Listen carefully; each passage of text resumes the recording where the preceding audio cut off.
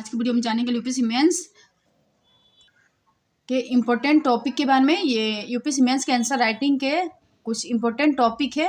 तो बहुत सारे बच्चों को ये डाउट रहता है कि यूपीएससी मेंस में कैसे आंसर राइटिंग किया जाए और किन किन बातों को ध्यान में रखा जाए। तो अगर आप लोग ये वीडियो देख लेंगे तो यूपीएससी मेंस हो या पीसीएस हो, आप लोग अच्छे मार्क्स ला सकते हैं लोग। तो यूपीएससी मेंस में उत्तर लिखने का सही तरीका, तो इसमें पहला क्वेश्चन है, स्मार्ट शहरों से क्या तात्पर्य है? भारत में शहरी विकास में इनकी प्रासंगिकता का परीक्षण कीजिए। क्या इससे ग्रामीण तथा शहरी भेदभाव में बढ़ोतरी होगी? और पूरा रू अर्बन मिशन के संदर्भ में स्मार्ट गांवों के लिए तर्क प्रस्तुत कीजिए। तो यूपीएससी मेंस 2016 के क्वेश्चन है और जीएस पेपर 3 के है। तो इस क्वेश्चन में आप लोग ध्यान से देखिएगा लोग क्या क्या पूछ रहा है। तो सबसे पहले स्मार्ट शहरों से क्या तात्पर्य है, ये पहला हो गया, ये पहला पार्ट हो गया। दूसरा पार्ट हो गया, भारत में शहरी विकास में इनकी प्रासंगिकता का परीक्षण कीजिए, ये दूसरा पार्ट हो गया। और इससे ग्रामीण तथा शहरी भेदभाव में बढ़ोतरी हो गई, ये तीसरा पॉइंट हो गया। और रू अर्बन मिशन के संदर्भ में स्मार्ट गाँव के लिए तर्क प्रस्तुत कीजिए, ये चौथा पार्ट हो गया। तो सबसे पहले आप लोग डिमांड समझिएगा लोग कि क्वेश्चन में क्या पूछा गया है और उसके अकॉर्डिंग ही आप लोग आंसर दीजिएगा लोग। और आंसर ज़्यादा से ज़्यादा आप लोग टू डी पॉइंट लिखिएगा लोग, ज़्यादा इधर उधर की बातें ना लिख करके आप लोग एग्जाम्पल्स के साथ लिखेंगे लोग तो अच्छे मार्क्स आएंगे। और ये इम्पोर्टेंट है, नोट करके मैंने लिख दिया। ऐसे प्रश्न को हल करते समय निम्न बातों को ध्यान में रखकर उत्तर को प्रभावी बना सकते हैं तथा अधिक से अधिक अंक प्राप्त या अर्जित कर सकते हैं। और प्रश्न को ध्यान से पढ़कर उसकी डिमांड को समझना। और दूसरा पॉइंट है, प्रश्नों को सब पार्ट्स में हल करना। एग्जाम्पल, यहाँ प्रश्न में 4 पार्ट्स है। और तीसरा पॉइंट है, इस प्रश्न में प्रस्तावना, मेन बॉडी तथा निष्कर्ष होगा। और मेन बॉडी में 4 पार्ट्स को एक्सप्लेन करेंगे तथा हर पार्ट को सब हेडिंग देना सही रहता है। और चौथा पॉइंट है, हिंदी के उत्तर लिखते समय इंग्लिश वर्ड्स का कुछ मात्रा में उपयोग किया जा सकता है। पांचवा पॉइंट है, अगर हमारा उत्तर क्वेश्चन की डिमांड को पूरा करने के लिए शब्द सीमा का उल्लंघन करता है तो इसको लेकर बिल्कुल भी चिंता न करें। और पॉइंट 6 है, निष्कर्ष सामान्यतः सकारात्मक तथा विजनरी हो। और पॉइंट 7 है, उत्तर में पार्ट्स पर आधारित लेखन बेहतर रहता है। और पॉइंट 8 है, उत्तर इस तरीके से लिखा होना चाहिए जिसमें उत्तर पुस्तिका जांचने वाले अध्यापक को पढ़ने व समझने में कम से कम कठिनाइयाँ आए। पॉइंट 9 है, किसी प्रश्न में कुछ भी न आने पर उसे पूरा छोड़ने के बजाय आसपास का कुछ लिखकर सॉल्व करने की कोशिश करनी चाहिए। और पॉइंट 10 है, उत्तर लेखन में कोशिश करें कि सरकार की योजनाओं यूएन के एसडीजी सस्टेनेबल डेवलपमेंट गोल को शामिल करें। और पॉइंट 11 है, उत्तर लेखन में कुछ विशेष शब्दों जैसे आज़ादी का अमृत महोत्सव और सबका साथ सबका विकास और सबका विश्वास, विकसित भारत, आइडिया 2047, न्यू इंडिया आदि का उपयोग उत्तर को प्रभावी बनाना है, उत्तर को प्रभावी बनाता है। तो आप लोग ऐसे ऐसे पॉइंट को लिख सकते हैं लोग आंसर राइटिंग में। और पॉइंट 12 है, उत्तर लेखन के लिए बॉल पेन की जगह जेल पेन का उपयोग। एग्जाम्पल्स के लिए पायलट V5 या V7 के आप लोग यूज कर सकते हैं लोग, आपके उत्तर को दिखने में ज़्यादा आकर्षित बनाता है। तो आप लोग जेल पेन के यूज कर सकते हैं लोग। और पॉइंट 13 है, उत्तर को पैराग्राफ में लिखने की जगह पॉइंट्स में लिखना। और फॉलो चार्ट मैप का इस्तेमाल करना हमेशा प्रभावी रहता है। और पॉइंट 14 है, उत्तर लेखन में समय सीमा का ध्यान रखना जरूरी है क्योंकि किसी एक प्रश्न को बेहतर लिखने के चक्कर में किसी प्रश्न का पूरा छूट जाना बहुत घातक है। और पॉइंट 15 है, उत्तर लेखन में आलोचनात्मक प्रश्न में एक्सट्रीम व्यूज रखने के बजाय मध्यम मार्ग का अनुपालन करें, अर्थात सकारात्मक पॉइंट ज़्यादा तथा नकारात्मक पॉइंट्स को सुझाव के साथ लिखें। और पॉइंट 16 है, उत्तर लेखन करते समय कोशिश करें कि एक ही पेन का इस्तेमाल करें, क्योंकि हेडिंग आदि लिखने के लिए दूसरा पेन चेंज करने में बहुत सारा समय बर्बाद हो जाता है। अगर आपके पास समय बचता है तो आप हेडिंग को अंडरलाइन कर सकते हैं लोग। जो बाकी के टाइम बच जाता है तो आप लोग उस टाइम हेडिंग को अंडरलाइन कर सकते हैं लोग। और पॉइंट 17 है, उत्तर में महत्वपूर्ण बातों को अंडरलाइन कर सकते हैं। इसका उत्तर पुस्तिका को जांचने वाले पर अच्छा प्रभाव पड़ता है। उदाहरण के लिए कोई योजना जैसे स्वच्छ भारत मिशन, कोई डाटा और शहरी जनसंख्या, जैसे शहरी जनसंख्या 30%, तो आप लोग इसे अंडरलाइन कर सकते हैं लोग। और पॉइंट 18 है, उत्तर लेखन करते समय कोशिश करें कि उत्तर को इस तरीके से लिखा जाए कि स्पेस तेजी से व कम समय में भरा हुआ लगे। इसके लिए निम्न तरीके अपना सकते हैं। जैसे पहला पॉइंट, उत्तर में उदाहरण देना व उन्हें एक लाइन में न लिखकर क्रम से लिखना। पॉइंट क्या है, खेती में हमें मृदा उर्वरक बढ़ाने के लिए दलहनी फसलों को उगाना चाहिए, जैसे चना, मूंग, मूंगफली, सोयाबीन। तो दलहनी फसलों के एग्जाम्पल्स देना है, जैसे चना, मूंग, मूंगफली, सोयाबीन। तो आप लोगों को ऐसे लाइन में लिखना है, नहीं ना कि ऐसे डोंट राइट लाइक चना, मूंगफली, सोयाबीन। ऐसे लिखना रॉन्ग माना जाता है, रॉन्ग मेथड है। और सही तरीका ये है लिखने का। और ऐसे लिखने के फ़ायदे ये है कि पेज जल्दी भर जाता है और टीचर को भी देखने में अच्छा लगता है। और दूसरा पॉइंट है, फॉलो चार्ट का यूज करना है। जैसे पॉइंट ए बी ऐसे करके आप लोग लिख सकते हैं लोग, या दूसरा या ऐसे फॉलो चार्ट आप लोग बना सकते हैं लोग। ये बहुत इम्पोर्टेंट है मेंस के लिए, या आप लोग ऐसे बना सकते हैं लोग। और तीसरा पॉइंट, आंसर को पैराग्राफ की जगह ज़्यादा से ज़्यादा पॉइंट फॉर्म में लिखने का प्रयास करना। पॉइंट 19 है, उत्तर लेखन में विभिन्न रिपोर्ट जैसे ease of doing business report, आप लोग कोई डाटा या रिपोर्ट के यूज कर सकते हैं लोग। इंडेक्स या ग्लोबल पीस इंडेक्स या हंगर इंडेक्स आदि के डाटा तथा उनके सुझाव का शामिल करने का जरूर प्रयत्न करना है। और पॉइंट 20 है, तो मुख्य परीक्षा से पहले PYQs, मेंस तथा कोई टेस्ट सीरीज को प्रश्नों को निर्धारित समय में सॉल्व करने की प्रैक्टिस की ही मुख्य परीक्षा में आपको अच्छे मार्क्स दिला सकती है। और पॉइंट 21 है, अगर आपने प्रश्न में इंटरनेशनल मॉनेटरी फंड को एक बार फुल फॉर्म के रूप में उपयोग कर लिया है तो आगे आप इसे सिर्फ IMF लिखकर अपना समय बचा सकते हैं। आप IMF को IMF के रूप में लिखकर अपना समय बर्बाद न करें। और पॉइंट 22 है, उत्तर लेखन का अभ्यास आप A4 शीट्स पर करें, क्योंकि UPSC में भी आंसर शीट्स उसी प्रकार की होती है।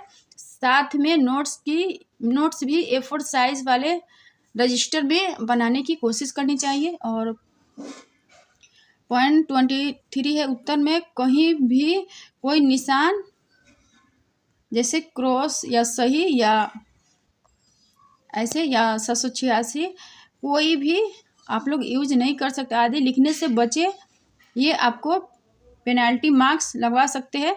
और 24 है, उत्तर पुस्तिका में आपको अपना नाम कुछ भी ऐसे नहीं लिखना है जो मूल्यांकन कर्ता को भ्रम में डाले। और पॉइंट 25, उत्तर लेखन में हमेशा प्रयास करना है कि कम शब्दों में अपनी बात को हम समझा सके। पॉइंट 26 है, UPSC में आंसर को बेहतर लिखने की बजाय आप एवरेज आंसर के साथ सभी 20 क्वेश्चन को सॉल्व करके अच्छे मार्क्स पाए जा सकते हैं। जैसे स्मार्ट शहरों से क्या तात्पर्य, भारत में शहरी विकास में इनकी प्रासंगिकता का परीक्षण कीजिए। क्या इससे ग्रामीण तथा शहरी भेदभाव में वृद्धि या बढ़ोतरी होगी।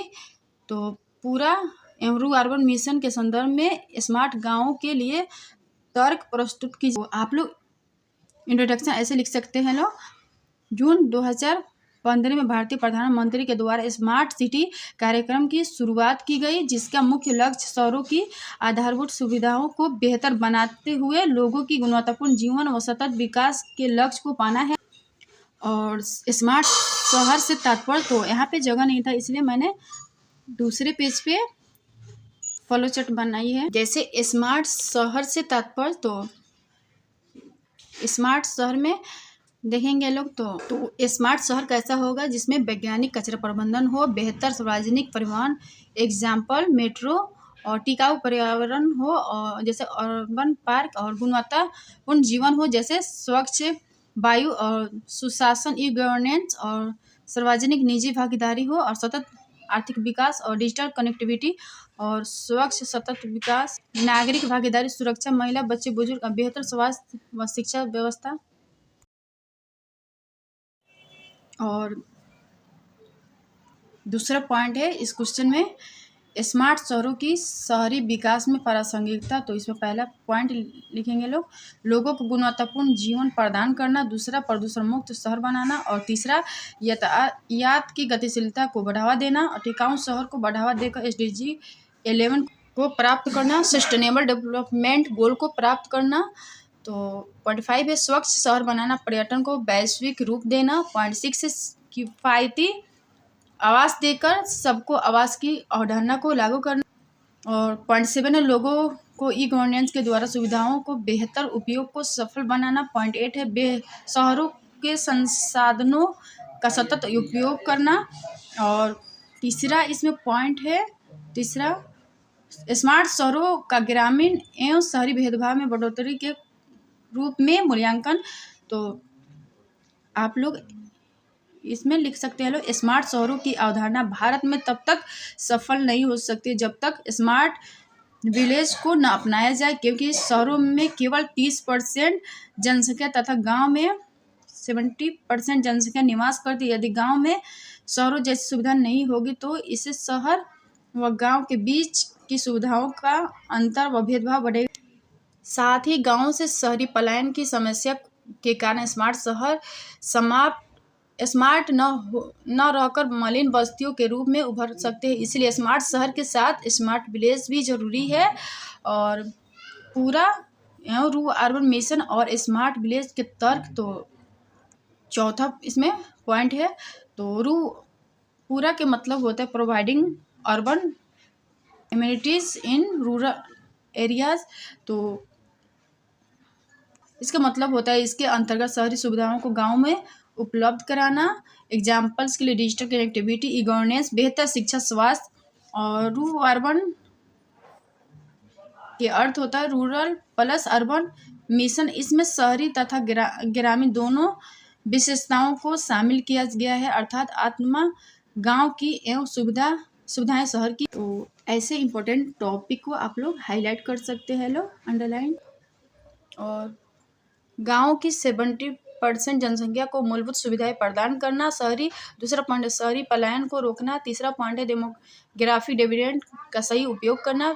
0.4 है ग्रामीण अर्थव्यवस्था को सुदृढ़ करना। 0.5 है कृषि का GDP में योगदान बढ़ाना। 0.5 है बेहतर शिक्षा व स्वास्थ्य से जीवन स्तर को बढ़ाना। 0.7 है छिपी बेरोजगारी को दूर करना। 0.8 है ग्रामीण पर्यटन को बढ़ावा देना। और स्मार्ट शहर तथा स्मार्ट विलेज आपस में संपूरक अवधारणा है, दोनों को सही से लागू कर 2047 में हम विकसित भारत के सपने को साकार कर सकते हैं तथा नए भारत की अवधारणा को प्रभावी बना सकते हैं।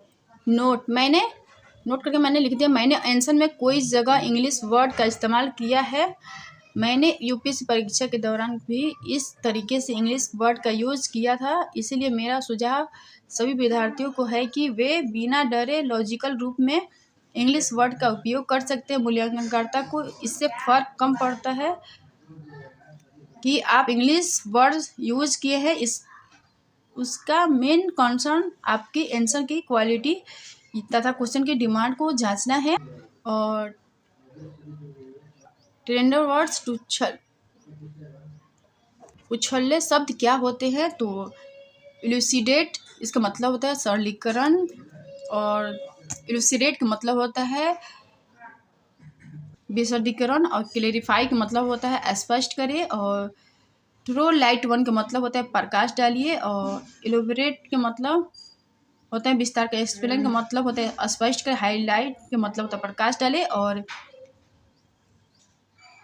इन सभी के मतलब होता है प्रश्नों को विस्तार के साथ लिखे, और डिस्क्राइब के मतलब होता है विवरण, और इनुमरेट के मतलब होता है गिनाइए, और इंडिकेट का मतलब होता है सूचित करिए, और ब्रिंग आउट का मतलब होता है उल्लेख करें, और क्रिटिसाइज के मतलब होता है आलोचना, इवलेट का मतलब होता है मूल्यांकन कीजिए, एक्सप्लोर का मतलब मूल्यांकन, एग्जामिन का मतलब होता है परीक्षण, एनालिसिस का मतलब होता है विश्लेषण, प्रूफ का मतलब होता है सिद्ध कीजिए, और सही और कमियां दोनों बतानी है, इसका सकारात्मक और नकारात्मक पक्ष दोनों लिखना है ऐसे क्वेश्चन में, और निष्कर्ष में सुझाव देना है।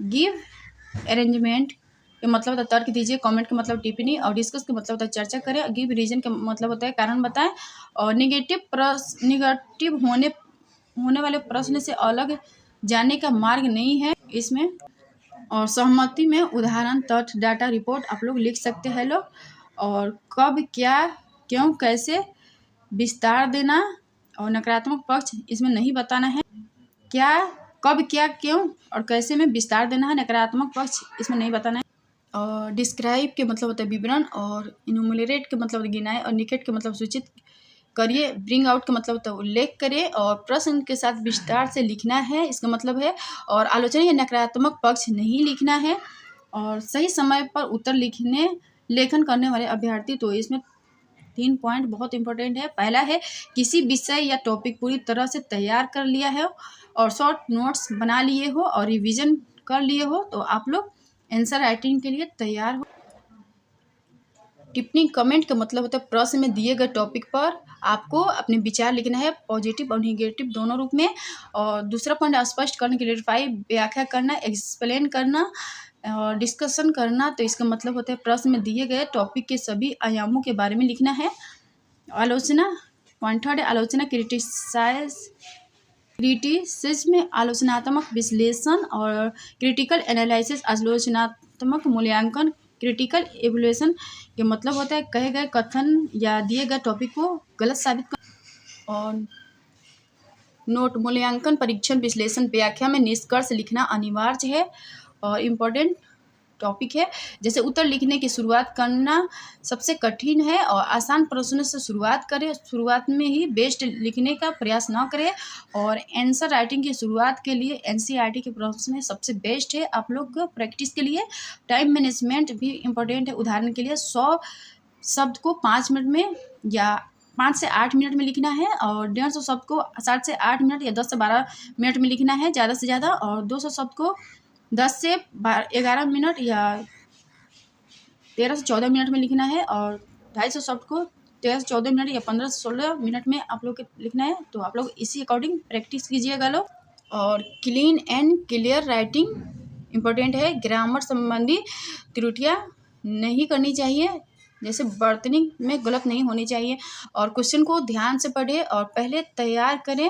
आंसर फॉर्मेट में सबसे पहले भूमिका आप लोग इंट्रोडक्शन लिख सकते हैं लोग 30 शब्द में, और मुख्य भाग मेन बॉडी आप लोग 80 से 90 शब्द में लिख सकते हैं लोग, और निष्कर्ष कंक्लूजन 30 शब्द में लिख सकते हैं लोग।